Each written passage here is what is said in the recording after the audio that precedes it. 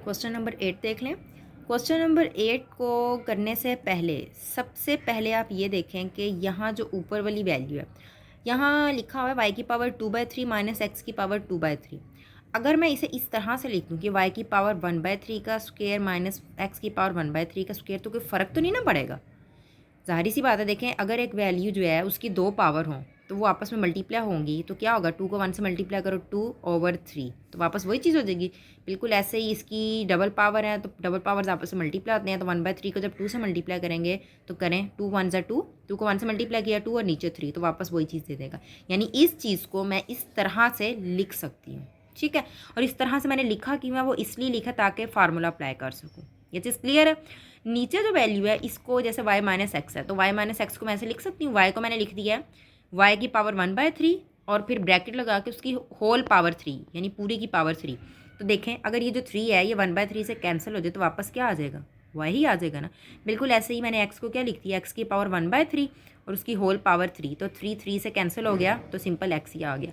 तो आपने इस क्वेश्चन को सबसे पहले फर्स्ट स्टेप ये करना है आपने, ये वाला, ये ठीक है कि इस तरह से लिख देना है, ठीक है। उसके बाद क्या करना है, उसके बाद आपने ये वाला स्टेप करना है। ये क्या किया हुआ है कि अच्छा इसके साथ लिमिट ज़रूर लिख लेनी है कि limit y approaches to x, मैंने तो जस्ट ये वाली चीज़ बताई है ना, तो ये साथ लिखना है आपने।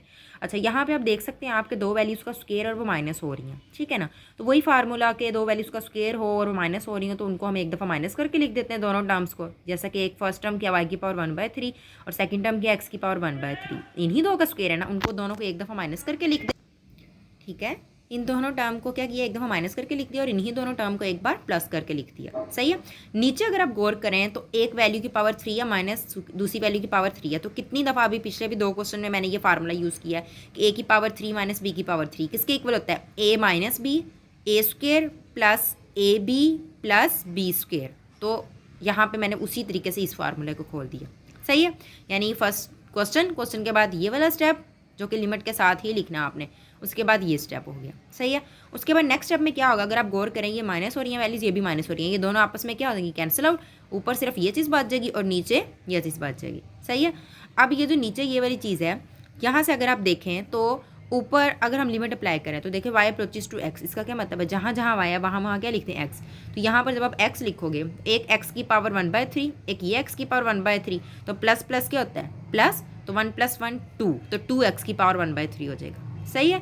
और नीचे से अगर आप देखें तो यहाँ पर भी जब y की जगह पर मैं लिखूंगी x तो ये क्या हो जाएगा, x की पावर 2/3, और यहाँ पर भी जब y की जगह मैं लिखूंगी x तो एक x की पावर 1/3 ये है, एक x की पावर 1/3 ये है, सेम बेस है और पावर्स अगर सेम बेस हो तो उनकी पावर्स आपस में क्या हो जाती हैं, प्लस हो जाती हैं। तो 1/3 को जब 1/3 में प्लस करो तो वो क्या हो जाता है 2/3। बेशक आप करके देख लें, 1/3 में प्लस करें 1/3 एलसीएम लेके जिस तरह से करते हैं तो वो 2/3 ही आएगा। और ये वाली चीज़ मैंने वैसे ही लिख दी क्योंकि इधर तो y था ही नहीं कि जो वैल्यू पुट करें, ठीक है। ये चीज़ आ गई, यानी इस स्टेप के बाद ये चीज़ आएगी। बेशक मैंने आप नोट कर ली यहाँ कुछ।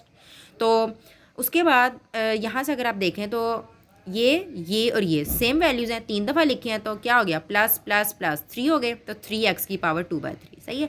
अब यहाँ से ऊपर 2 है नीचे 3 है, वो तो वैसे ही लिख दिया। अब यहाँ x की पावर 1/3, यहाँ x की पावर क्या है 2/3, ये नीचे वाला 2/3 जब ऊपर आएगा इसके साथ x की पावर 1/3 में, तो वहाँ आकर ये क्या हो जाएगा, माइनस हो जाएगा। इसका जिस तरह से एलसीएम लेते हैं, एलसीएम लेकर तो इस तरह से सॉल्व किया तो x की वैल्यू क्या आ गई, -1/3। ये तो आंसर क्या आ गया हमारा 2/3 इंटू x की पावर -1/3।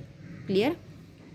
नेक्स्ट ये क्वेश्चन नंबर 9 देख लें। क्वेश्चन नंबर 9 जो है इसमें हमने थोड़ा सा डिफरेंट सा क्वेश्चन है, मतलब इसको अगर हम वैसे सॉल्व करना चाहें होगा नहीं, इसलिए हम इसमें कुछ लेट करके सॉल्व करेंगे। यानी कुछ फ़र्ज़ कर लेंगे कि जो फंक्शन है उसमें किसी वैल्यू को किसी और फंक्शन के इक्वल लेट करेंगे और फिर इसको सॉल्व करेंगे। क्लियर है। अब जैसे जो वैल्यू यहाँ ब्रैकेट में दी है इसको हम लेट करेंगे कि लेट के साइन एक्स किसके इक्वल है, थीटा के, ठीक है। हमने लेट कर लिया कि ये जो ब्रैकेट में वैल्यू है ये थीटा के इक्वल है। और हमें पता है कि अगर वो जो क्वेश्चन में दिया वो कह रहा है कि एक्स किसको अप्रोच कर रहा है, पाई को, तो अगर यहाँ पाई लिख दो, ठीक है, तो साइन पाई किसके इक्वल होता है, 0 के इक्वल होता है। तो थीटा की वैल्यू फिर क्या आ जाएगी, 0, ठीक है। मैं दोबारा बता रही हूँ कि हमने लेट किया कि साइन एक्स किसके इक्वल है, थीटा के। अब यहाँ पर अगर इस फंक्शन में मैं जो लिमिट दी हुई है क्वेश्चन में वो पुट करूँ तो साइन एक्स, वो कह रहे हैं ना एक्स अप्रोचेस टू पाई, यानी ये साइन एक्स जो है अगर एक्स की जगह पर पाई लिखें तो साइन 180, पाई का मतलब होता है 180, साइन 180 की वैल्यू अगर आप कैलकुलेटर में भी निकालें, वैसे तो ये आपको ज़ुबानी पता होना चाहिए, तो साइन 180 की वैल्यू होती है 0, सही है।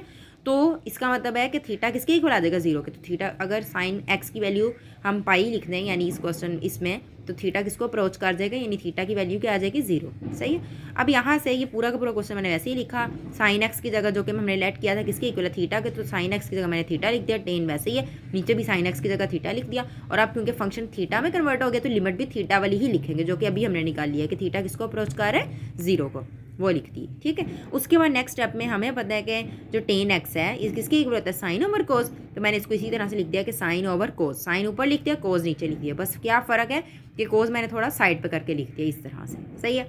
उसके बाद हमें पता है ये दो फंक्शन है, इन दोनों पे अलग अलग लिमिट अप्लाई कर दी। ये वाला जो फंक्शन है ये बाय रूल यानी जो मैंने आपको बताया था ये पूरी किसके इक्वल है, 1 के इक्वल है। और ये वाली जो चीज़ है यहाँ लिमिट अप्लाई करें, थीटा की जगह 0 है ना, तो 0 पुट करें, कोस 0 किसके इक्वल होता है, 1 के, तो 1 डिवाइड बाय 1 1 ही आएगा। सही है। तो 1 को 1 से मल्टीप्लाई किया तो 1 आ गया आंसर यहाँ से।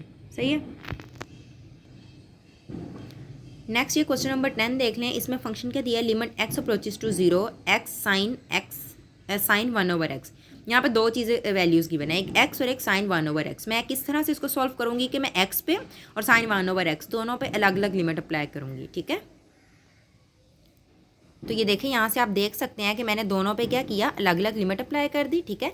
यहाँ पे तो जब x की जगह 0 पुट करेंगे तो ये 0 ही आ जाएगा, और इसका चाहे जो भी आंसर हो, जो भी वैल्यू है, जब उसको 0 से मल्टीप्लाई करेंगे जो कि इसका सॉल्व करने से 0 आ रहा है ना, तो वो भी क्या आ जाएगी, 0। तो इस पूरे फंक्शन का आंसर क्या आ जाएगा, 0। ठीक है। बिल्कुल ऐसे ही अगर आप क्वेश्चन नंबर 11 की बात करें तो क्वेश्चन नंबर 11 में फंक्शन क्या गिवन है कि limit x approaches to 0 sine 1 over x. ठीक है। यहाँ से अगर हम क्या करें, एक डेफिनेशन होती है, डेफिनेशन क्या होती है कि F of X minus L का mod less than equal to epsilon, ये एक फंक्शन के कंटिन्यूस होने की डेफिनेशन होती है। सही है। यहाँ पे हमें जो है वो कह रहे हैं कि लिमिट जो है वो एक्स जो है वो किसको अप्रोच कर रही, 0 को, इसके अलावा ये फंक्शन दिया। अब हमें पता है कि जो एक्स साइन की वैल्यू होती है ये हमेशा, अगर इसको हम इस तरह से लिख सकते हैं कि साइन 1 ओवर एक्स का mod less than equal to 1, यानी ये जो फंक्शन है इसको मैं इस तरह से भी लिख सकती हूँ ना कि -1 लेस देन है साइन 1 ओवर एक्स के और वो लेस देन है 1 के। ये हमने जो 1.1 एक्सरसाइज थी उसमें हमने ये तरीका मैंने बताया था कि जब मोड को ख़त्म करते हैं तो जिस वैल्यू से वो लेस देन होता है उसको एक दफ़ा हम इस तरफ माइनस के फॉर्म में लिख देते हैं और एक दफ़ा प्लस की फॉर्म में लिख देते हैं। इस तरह से इसको हम लिखते हैं। अब इसका क्या मतलब है कि ये फंक्शन जो है वो -1 से 1 के दरमियान ही इसकी वैल्यूज़ आएंगी, यानी -1 से छोटी नहीं आ सकती और 1 से बड़ी नहीं आ सकती, इसके दरमियान ही रहेंगी। सही है। तो अब यहाँ पे क्या वो कह रहे हैं कि लेकिन यहाँ पे लेस देन और इक्वल टू का साइन है, तो इसका क्या मतलब है, अगर इक्वल टू का साइन है तो इसका मतलब है यहाँ तो आपका आंसर -1 आएगा या फिर 1 आएगा, यानी साइन की वैल्यू -1 या 1 ही रहती है, उसके अलावा नहीं होगी। ठीक है ना, 0 पे। तो हम यहाँ पे ये देख सकते हैं आप, ये उन्होंने लिखा भी हुआ कंडीशन, वो कह रहे हैं कि सिंस हमें पता है कि ये value less than equal to 1 ही होती है, तो जब 0 पुट करें लिमिट, जो कि आप बेशक कैलकुलेटर पर निकाल लें, तो then limit rapidly takes the value 1 and -1, वो यही कह रहे हैं। तो इसका मतलब है कि इसकी जो लिमिट होगी उसकी वैल्यूज़ क्या आएंगी, 1 और -1 ही आएंगी अगर 0 पुट करेंगे। और हमें पता है कि जो -1 और 1 के दरमियान ये जो वैल्यू जो 0 है ये तो एग्जिस्ट ही ना करता, क्योंकि हमारी तो डेफिनेशन ही है कि वैल्यूज़ की क्या आएगी, 1 और -1 आएगी। लेकिन जो हमें लिमिट दी है वो क्या दी हुई है, 0। तो 0 तो वो जो लिमिट हमें दी है वो तो -1 और 1 नहीं है ना, वो तो इसमें एग्जिस्ट ही नहीं कर रही। इसका मतलब है ये जो फंक्शन है ये पूरा का पूरा फंक्शन एग्जिस्ट ही नहीं करता, यानी इस फंक्शन का कोई आंसर ही नहीं होगा। सही है ना, क्लियर होगी ये चीज़। ठीक है।